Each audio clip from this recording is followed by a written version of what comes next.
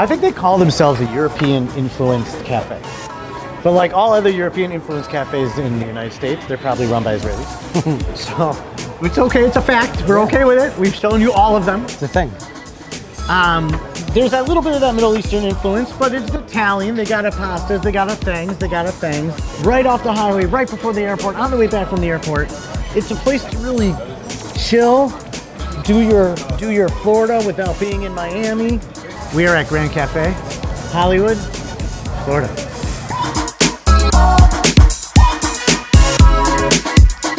When I was a kid, I didn't know there were two Hollywoods. Did you know there was two Hollywoods? No. When I came here when I was 7, I said, "Where's the sign?" And everybody laughed at me, and I'm still bitter about it, people.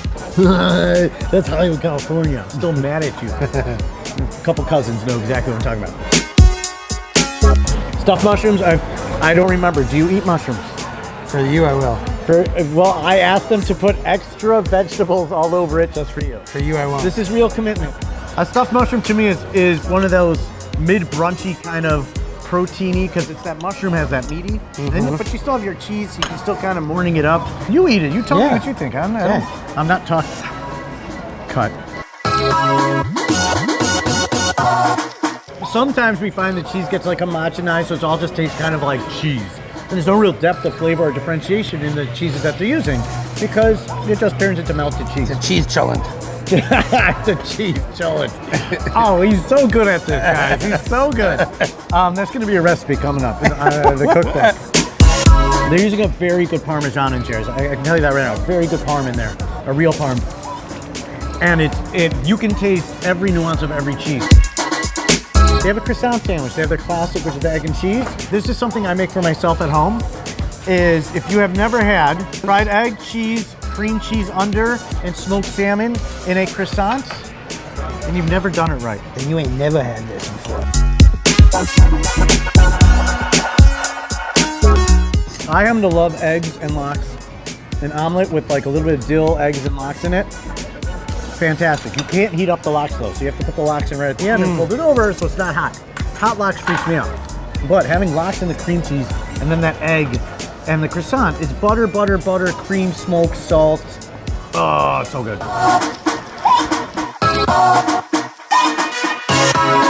Mozzarella sticks. They do it a little differently.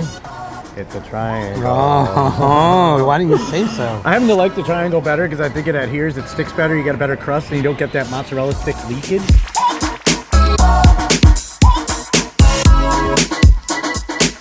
Fried, crunchy, cheesy is a certain food group, I would think.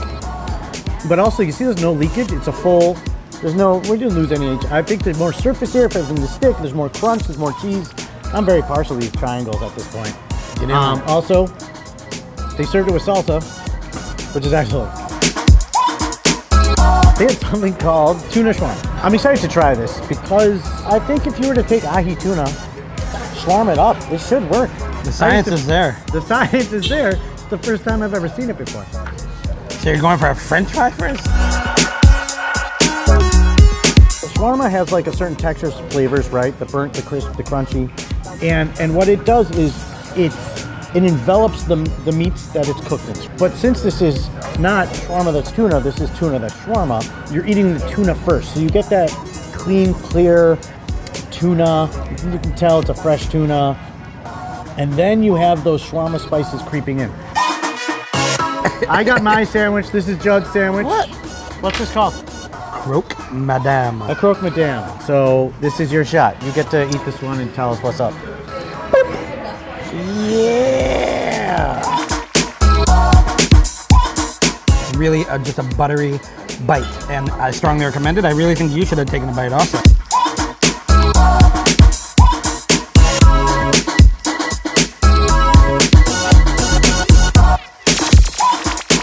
This is the kind of place, on your way back to the airport, you're feeling a little peckish, you want to grab a nice little place to have the last hour after your week in Miami, or on your way in when you're starving. There's a place, I don't know if it's the closest place, I think it might be. 7 minutes outside of Fort Lauderdale, fabulous Grand Cafe, Hollywood, Florida, not California.